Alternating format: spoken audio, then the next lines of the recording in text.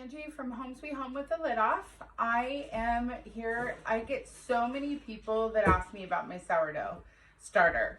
So one of the things that I just wanted to go over with you guys is how easy sourdough starter is. I have had my starter for a little over a year, which isn't very long in the sour starter world because so many people have had theirs for 10, 20 years. Which is incredible. And I hope to have mine that long. However, I just wanted to go over with you just how easy it is, how simple it is to take care of, and it's not as scary as it sounds. So this sourdough is in need of a feeding. So I waited till now to do this so that I could show you how to feed it. You can see on the top here, I just have a cheesecloth, or there's another name for some of these too. I'm not as familiar with the name, but any sort of ventable, that's my new word. I do make up words, you'll find that as we go along. But something that's breathable, you want on the top. This is totally shady, like I just ripped it from a massive piece and I keep ripping them as I need them. So that goes over there with a rubber band to keep the gnats out, because you will find that the gnats want in your sourdough. So you can actually keep this in a cupboard. You can keep it in the oven if you want to. I made the mistake one time of keeping it in the oven. It got too warm and it overflowed in the bottom of my oven, which was not fun. But I actually have graduated to a larger jar. So the original jar that I started out with was small.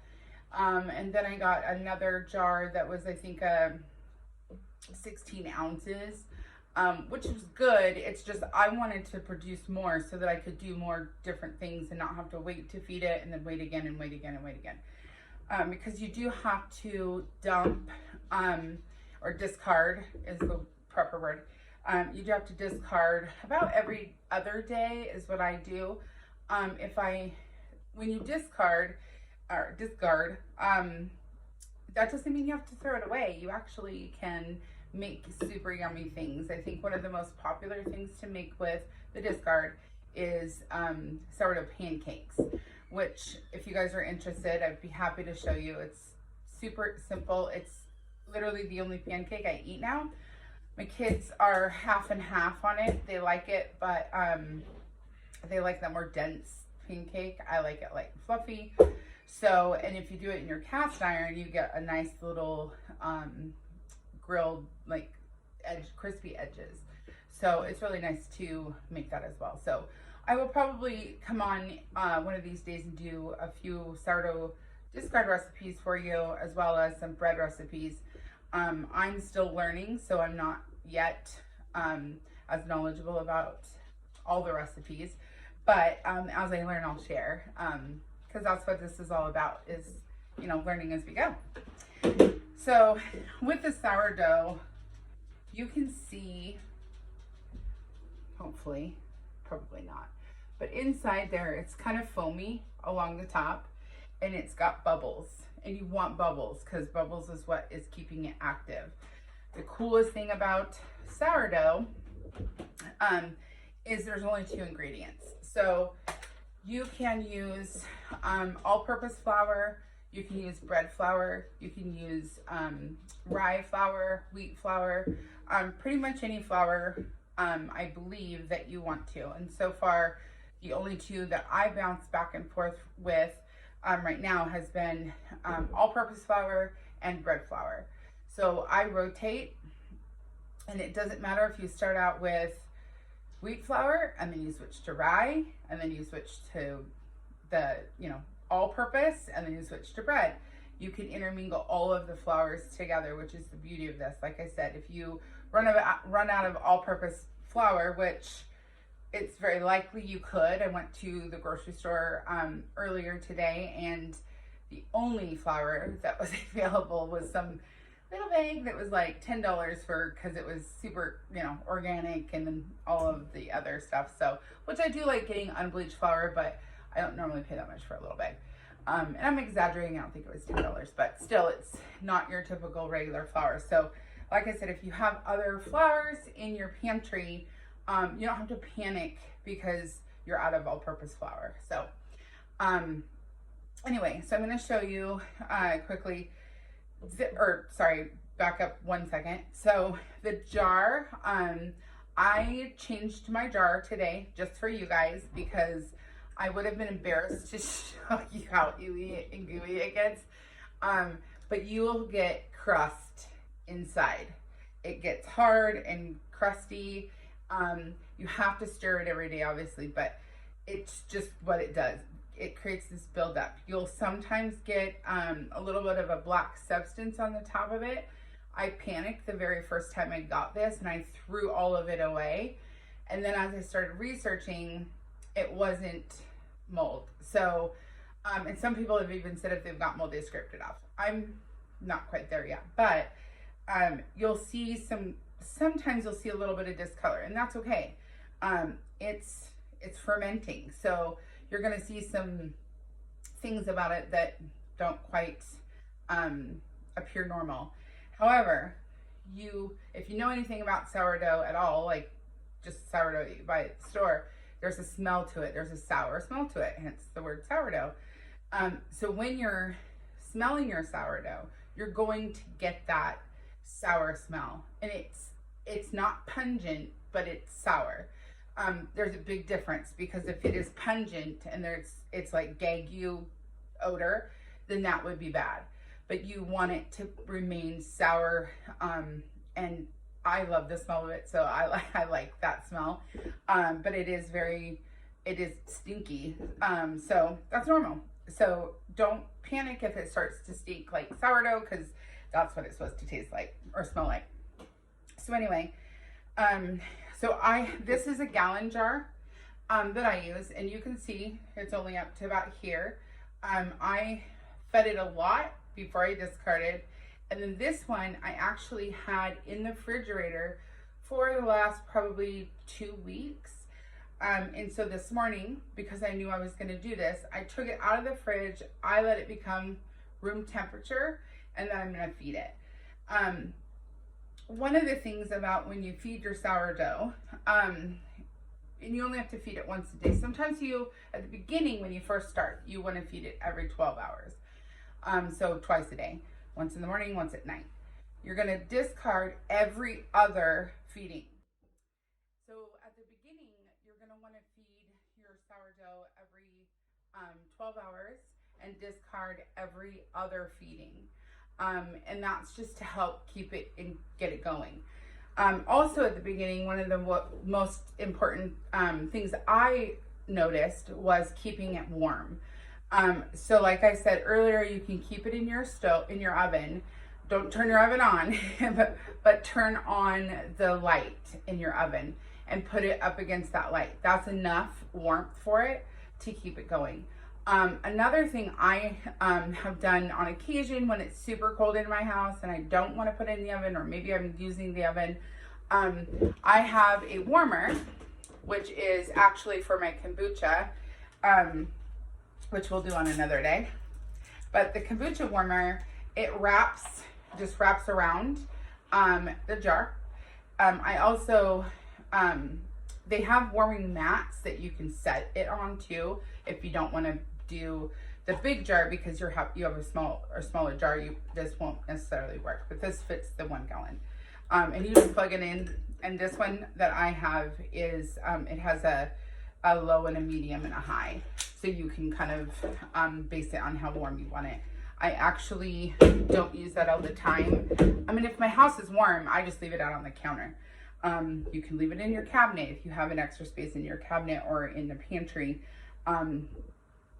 I just like to see it. I like mine to be out on the counter, because if I have it hidden somewhere, I tend to forget about it. And most of us are like that. So like I said, just keep it where it's not cold, because warmth is what helps with the fermenting. So you will see as you're going, and this is why the jar gets all gross and gungy. Again, a new word, that's my word, because I don't know if gungy is a real word. But anyway, so you're gonna, ignore these, because these, I've used this for kombucha, so you don't need the temperatures on there. But when you're, when you feed it, like I'm gonna do here in a moment, over the next few hours, it actually will rise and go down, and rise and go down. It happens so on its own time that you can't really sit there and stare at it and see it happen. But when you come back to check on it in a couple hours, you'll notice that it has markings on the side of your glass, which were less or higher than what you started with your sourdough. So that's how you kind of can see that it's working. You want that to happen. And again, you want bubbles. The bubblier, the better. I really played with mine at the beginning because I followed this like to the T directions, and I always felt like mine was too runny. It still worked and it was still really good. I just like that thick consistency with the bubbles. I don't know if it matters, honestly, but this is just how I liked it. I also, after watching several videos on how to do it and people's kind of stories on how they've worked theirs for years, is, you know, we have the to the T where you measure your cups. For instance, a ½ ounce of flour and a ½ ounce of water is not the same because you've got powder and liquid. But that was just too much work for me. I'm very much, you know, got too much going on. I can't sit and get out the weigh scale and all of that kind of stuff. So I just wanted to be able to learn it my own way. One of my favorite people that I watch on YouTube, she also had said, don't worry about the measuring cup. So I thought, well, if she's doing it that way, then I'm just going to go with it. And so that has actually been what has got me going on the best sourdough starter. So I don't do any more measuring. I do it as I feel. So I like the I want to feel the consistency that I want. That's what I'm looking for. Sometimes it's a little less flour than it is water, or a little less flour or a little bit more flour. So it just really is about the consistency. So I am going to go ahead and feed this so that you guys can see what I'm doing. So this is just a 1 cup measuring cup. Today, because I haven't fed her in a while, I named her. So her name is Gertrude. And if you are in the sourdough world, you may know that people like to name their sourdough. I learned that by friends. But so anyway, her name is Gertrude. So if you've named your sourdough, I want you to comment below and tell me what your sourdough's name is. And if you are going to start your own sourdough starter and you come up with a name or need help coming up with a name, that's something I love to do. Let me know and I'd love to help you. So anyway, so we're gonna feed Gertrude. And so I'm just gonna give her a cup full today. When I say I'm not caring about the measurements, this is just it does not matter what I'm using. I could use a ladle to do this at this point. I'm not trying to measure because I need a cup. Whatever device I use to measure, I'm also going to use that for water. And I'll tell you why in a sec. But anyway, so I'm going to go ahead and dump this in. Make sure when you get your jars that your jars are wide-mouthed, because if you have something that's small and you're trying to use a full cup, yeah, it's not going to work. So just make sure that you're using something similar. So another thing that you want to do is you want to use filtered water if possible. I don't think it's an end of the world thing. Just like unbleached flour is probably not the end of the world. I just use it because I would prefer unbleached. But I use filtered water for my bread and my kombucha. So it just makes it, I feel like it's not as much bacteria getting in there. So with that being said, I'm going to grab some water really quick.